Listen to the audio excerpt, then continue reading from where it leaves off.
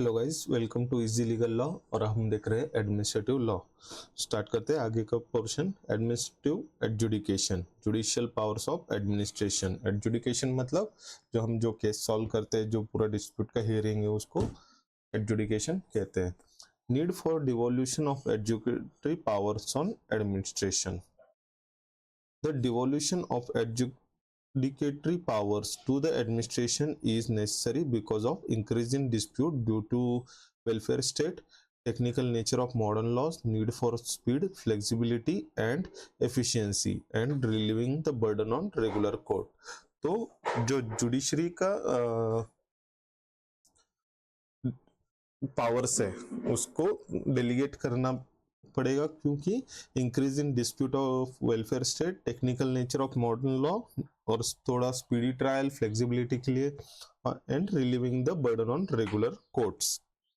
It ensures specialized, speedy and effective justice in areas where traditional courts may not be suitable. Meaning, normally adjudication, settling dispute and enforcing rights. Adjudication का मतलब है normally adjudication is the function of the judiciary, but in modern times many administrative authorities or tribunals also exercise adjudicatory powers. Example: income tax appellate tribunal, consumer forum, SEBI, NCLT, CAT. This transfer of some judicial powers to executive is called administrative adjudication. Judiciary के जो powers है, जो administrative bodies को दी गई है, उसको administrative adjudication कहते हैं. जैसे जुडिशरी डिस्प्यूट रिजॉल्व करती है, वैसे ही एडमिनिस्ट्रेटिव के कुछ ट्रिब्यूनल रहते हैं, कुछ बॉडीज रहती है, कुछ अथॉरिटीज रहती है, वो डिस्प्यूट रिजॉल्व करती है, उसे एडमिनिस्ट्रेटिव एडजुडिकेशन कहते हैं. रीजन क्या है need for such devolution? Increasing functions of the state welfare role. Modern state perform complex social economical functions. Traditional courts cannot handle the massive increase in dispute arising from welfare and regulatory laws like taxation, labor, environment, telecom. जो traditional court है उनको इतना expertise नहीं रहेगा, इतना massive, इतना ज़्यादा, मतलब डिफरेंट एरिया है, टैक्सेशन है, लेबर है, एनवायरमेंट है, टेलीकॉम है, सेबी है, एक्सेट्रा एक्सेट्रा. वेलफेयर स्टेट के लिए जो काम बढ़ रहे हैं, इसलिए ये थोड़ा सा डिवोल्यूशन की जरूरत पड़ी. Speedy disposal of cases. Courts are overburden with cases. Administrative tribunals provide quick and less formal justice. तो कोर्ट तो ओवरबर्डन है केसेस से, ऑलरेडी सिविल जो क्रिमिनल है, तो एडमिनिस्ट्रेटिव ट्रिब्यूनल उस टिपिकल जो उनकी अथॉरिटी है उस मैटर में quick and less formal justice provide कर सकते हैं. Example: CAT deals with service dispute of government employees faster than civil court. Technical and specialised knowledge. Many disputes involve technical, scientific or commercial issues beyond ordinary judicial expertise. जैसे कि specialized tribunals like SEBI, CCI, IPAB, NGT have experts who can better adjudicate such matter. जो matter रहते हैं उनकी जो expertise है, उसका knowledge है, वो as compare to traditional court इन कमिटीज को ज्यादा होता है, इसलिए वो इस इश्यूज को बेटरली रिजॉल्व कर सकते हैं. Flexibility of procedure. Courts follows rigid procedure under CPC, CRPC, Evidence Act. Administrative adjudication allows more informal, flexible and simple procedure, making justice more accessible. तो आपको तो पता है court CPC, CRPC, evidence act, ये पूरे सारी चीजें को कंसीडर करके अपना जजमेंट देता है. तो ये थोड़ा सा कॉम्प्लेक्स प्रोसेस है, थोड़ा लेंदी प्रोसेस है. एडमिनिस्ट्रेटिव एडजुडिकेशन में क्या किया है उन्होंने? इनफॉर्मल, फ्लेक्सिबल और सिंपल प्रोसीजर रखी है, जिससे वो जस्टिस एक्सेसिबल हो सके. Reduction in judicial burden. तो जुडिशरी पे जो बर्डन है वो कम करने के लिए, by transferring certain dispute to tribunals, the regular judiciary can focus on core constitutional and civil criminal matters. Cost effective justice. Administrative adjudication is usually cheaper for litigants compared to lengthy court procedure. तो जो administrative adjudication है वहां पे ऐसा कहा जाता है कि वो चीपर है as compare to lengthy court procedure. Policy oriented decisions, some dispute involve not just law but also policy consideration. Example, industrial licensing, competition law, environmental clearances. Administrator being part of governance are better suited to balance legal rules with policy needs. तो जो policy oriented decisions रहते हैं वो जो delegated ये रहते हैं administrating adjudication, उनको पॉलिसी ओरिएंटेड डिसीजंस देने पड़ते हैं, मतलब वो mostly they focus on policy oriented decisions. Emergency urgent situation, in time of crisis quick adjudication by administrative bodies is necessary. तो क्राइसिस के टाइम पे तो क्विक मतलब जो कुछ भी एडजुडिकेशन है वो नेसेसरी है, that's why there is need for such devolution. Tribunals, tribunals क्या है, हमने हर बार सुना रहता है ट्रिब्यूनल्स, उसका मीनिंग, नेचर, कॉन्स्टिट्यूशन, जुरिस्डिक्शन और प्रोसीजर देखेंगे। Tribunals are specialised quasi judicial bodies created under article 323A and 323B and statutes to provide speedy, expert and less formal adjudication in specific fields. They reduce the burden on courts but must follow natural justice and are subject to judicial review. There are different types of tribunals which are quasi judicial body, मतलब वो judicial body है लेकिन complete judicial नहीं. It is somewhat similar to judicial body. They are created under article 323A, 323B of constitution. तो इस और statute होता है जिससे कि स्पीडी, एक्सपर्ट और लेस फॉर्मल एडजुडिकेशन कर सके इन स्पेसिफिक फील्ड। ये मतलब वो स्पेसिफिक फील्ड के लिए रहता है, नॉट कंप्लीट कॉन्स्टिट्यूशन और क्रिमिनल और सिविल प्रोसीजर। बट उनको भी एक क्राइटेरिया है कि they must follow natural justice and subject to judicial review. मतलब भले ही ट्रिब्यूनल को दिया है कुछ अथॉरिटी एडजुडिकेशन का, फिर भी ये सारी चीजें जुडिशियल रिव्यू के अंडर रह सकती है। मतलब we can, if we are not satisfied with their judgment, we can approach court against their judgment. Nature of tribunal क्या है? Quasi judicial body, they decide disputes but unlike courts they are not bound by strict rules of procedure and evidence. तो quasi judicial body है, मतलब somewhat similar to court but not completely as court. Specialized, they deal with specific matter like taxation, service law, environment, telecom, securities, competition etcetera. तो जो specialised field होती है उनमें tribunal form किए जाते हैं, taxation, service law, environment, telecom, securities, competition. Alternative to courts, they reduce the burden on regular courts by providing speedy and expert adjudication. तो ये अल्टरनेटिव टू कोर्ट भी है। Judicial to subject to judicial review, their decision are subject to review by High Court under Article 226 to 27 and Supreme Court under Article 136. तो भले tribunal को पास power है decide करने की, लेकिन वो उनका जजमेंट भी रिव्यू हो सकता है। Constitution of tribunal, constitutional basis पे 42nd Constitutional Amendment 1976 inserted Article 323A, Article 323B. Administrative tribunal for service matters of government employees cat.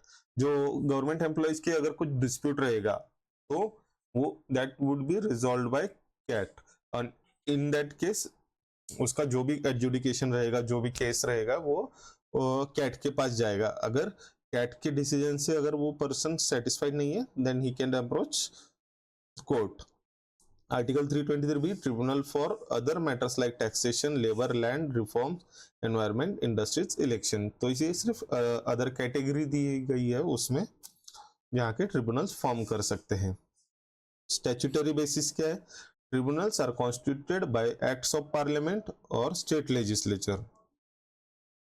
तो ट्रिब्यूनल फॉर्म करने के लिए पार्लियामेंट को या स्टेट लेजिस्लेचर को एक्ट पास करना पड़ता है। जैसे कि एग्जांपल है income tax appellate tribunal, ITA act 1961, national company law tribunal, companies act 2013।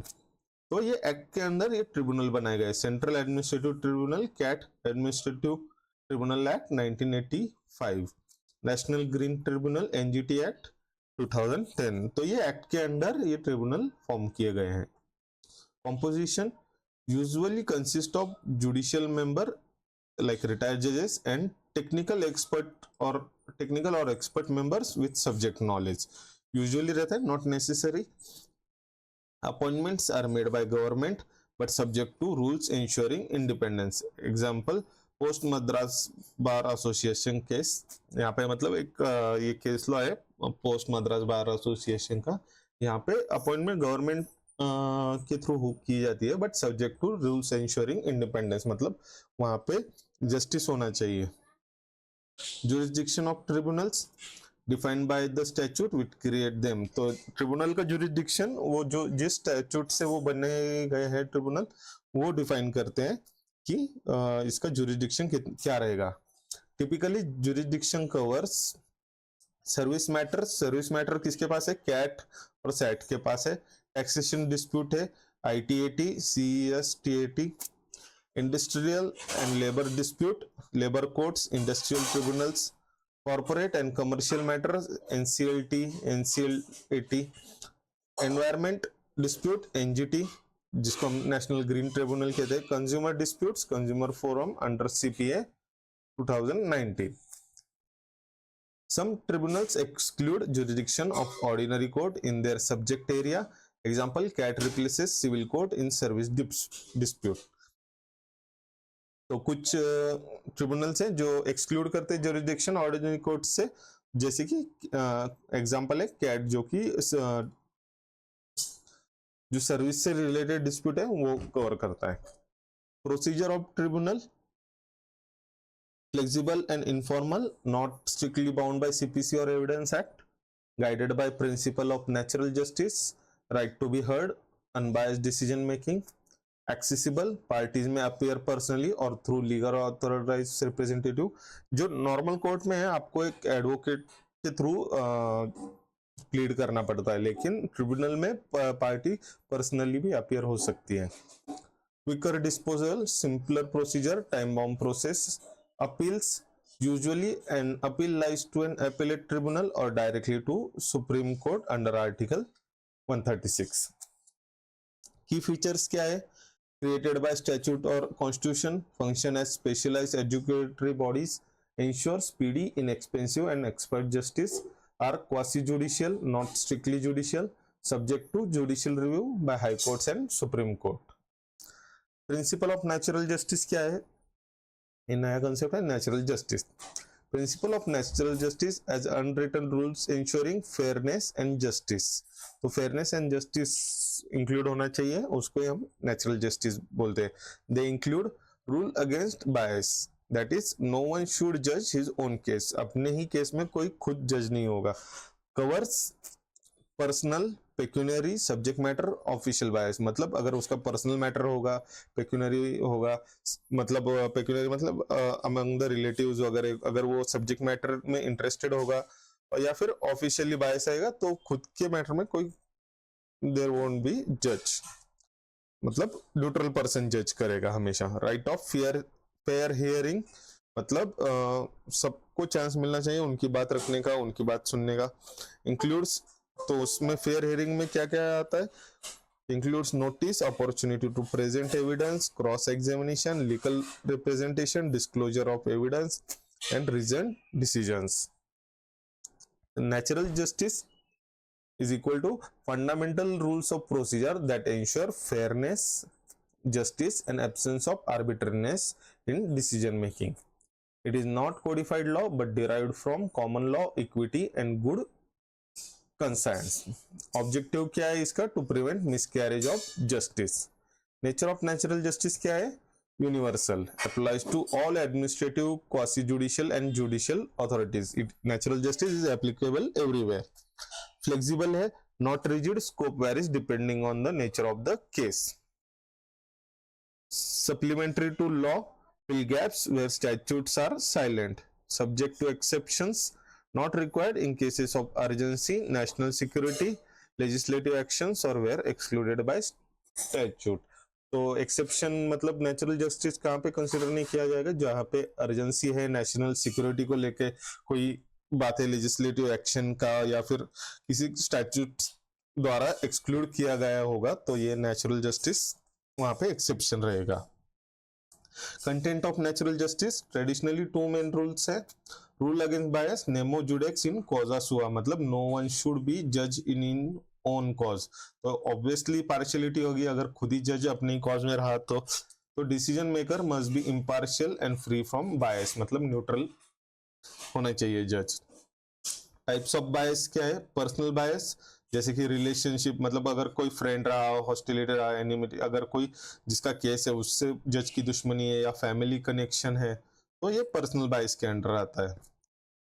Pecuniary बायस, मतलब अगर जज का कुछ फाइनेंशियल इंटरेस्ट रहेगा, भले ही छोटा रहे, तो फिर भी वो डिस्क्वालीफाई करता है डिसीजन मेकर को. सब्जेक्ट मैटर बायस, मतलब अगर when authority has direct interest in subject of dispute. Departmental bias, common in administrative adjudication when the deciding body is also party to the dispute. Policy or official bias, pro-conceived opinions based on official policy. Bias on account of obstinacy, when an authority sticks to its earlier decision despite being asked to reconsider. तो ये है types of बायस. तो second है right to fair hearing, audi alteram partem. ये maxim है, इसको याद रखना है आपको. ये दो मैक्सिम याद रखना है, मतलब Nemo judex in causa sua, मतलब no one should be a जज in his own cause, and second is audi alteram partem. उसका मीनिंग है hear the other side. No one should be condemned unheard, ensures parties get a reasonable opportunity to present their case. तो ये right of fair hearing है कि हर किसी को reasonable opportunity तो मिलनी ही चाहिए. Components of fair hearing, notice, proper clear and adequate notice of hearing with date, time, place and charges. तो जो पार्टी है जिसका डिस्प्यूट है, उनको अगर जैसे एक पार्टी ने केस फाइल किया है और दूसरी पार्टी को पता ही नहीं उनके खिलाफ केस फाइल किया है, तो उनको प्रॉपर नोटिस जाना चाहिए सब. उसमें डेट, टाइम, प्लेस, चार्जेस क्या है वो भी उनको पता चलना चाहिए, और उनको भी चांस मिलना चाहिए उनकी बात रखने का. तो right of fair hearing is not just limited, it's bundle of rights. Right to present case and evidence, जो पार्टी है उस must be allowed to produce documents and witness. Right to cross examine, opportunity to test evidence produced by opposite party. जो opposite party ने जो evidence present किए रहते हैं उसको टेस्ट करने का, मतलब उसको जो evidence है वो क्रॉस चेक करने का राइट है रहेगा. Right to legal representation, not always mandatory but allowed in complex and technical cases. अगर लीगल रिप्रेजेंटेशन चाहिए तो वो भी ले सकते हैं. Disclosure of evidence, all material evidence relied upon must be disclose. ऐसा नहीं हो सकता कि अगर कोई एविडेंस है और वो सामने वाले पार्टी को नहीं दिखा रहे वगैरह, तो एविडेंस डिस्क्लोज करने पड़ेंगे सारे. Reason decision, speaking order decision must record reasons to show fairness and absence of arbitrariness. तो जो फेयर हियरिंग है उसमें जो कोई भी आप डिसीजन लोगे तो वो रिकॉर्डेड होना चाहिए और रिटर्न में होना चाहिए, so that to show fairness and absence of arbitrariness. तो exception to natural justice क्या है? Natural justice ensure fairness but it may exclude in emergencies, statutory exclusion, matters of public interest, legislative action, impracticability, academic issues, interim actions and where hearing is a useless formality. तो इन ये है exception. तो देखते हैं one by one. Statutory exclusion, if a statute expressly or by necessary implication exclude natural justice, court generally respect it. Example, preventive detention law often excluded prior hearing. जो natural अगर statute में ही अगर expressly या necessary implication है कि natural justice exclude करना पड़ेगा, तो कोर्ट मोस्टली एक्सक्लूड करता है. जैसे कि प्रिवेंटिव डिटेंशन, डिटेंशन मतलब अगर किसी को पकड़ के रखना, मोस्टली पुलिस लोगों को डिटेन करके रखती है, तो मोस्टली ये प्रिवेंटिव डिटेंशन के लॉ है ना, प्रायर हियरिंग में एक्सक्लूड किए जाते हैं। Emergency situation, in cases of urgency, public safety और नेशनल सिक्योरिटी, प्रायर हियरिंग में भी dispensed with. Example, suspension of passport, preventive detention और बैनिंग ऑफ डेंजरस ड्रग्स। अगर कुछ चीजें हैं जो कि पब्लिक सेफ्टी के लिए खतरे में, तो हियरिंग तो बाद में होगी, पहले हियरिंग मतलब नेचुरल जस्टिस के प्रोविजंस के अकॉर्डिंग तो बाद में जाएंगे, पहले एक्शन लेंगे। Public interest, confidentiality, hearing may be denied when disclosure of reasons or material would harm public interest। तो जब पब्लिक इंटरेस्ट अगर हार्म हो सकता है तो हियरिंग डिनाई की जा सकती है। Example, sensitive information concerning national security, diplomatic relations और कैबिनेट पेपर्स। अगर वो नेशनल सिक्योरिटी का थ्रेट है तो उनको वो डिस्क्लोज नहीं किए जाएंगे। Legislative action, legislative functions do not require a hearing। Principle of natural justice apply only to administrative and quasi judicial function। तो ये important point है। legislative function में मतलब यहाँ पे नहीं है रिक्वायरमेंट, यहाँ पे नेचुरल जस्टिस सिर्फ यहाँ पे एप्लीकेबल है administrative and quasi judicial functioning. impracticability, where a large number of people are affected, it may not be practical to give individual hearing, like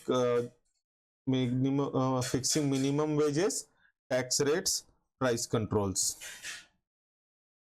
Academic matters, in educational academic evaluation, courts have held that natural justice is not required at every stage। जैसे कि cancellation of examination results in case of mass copying।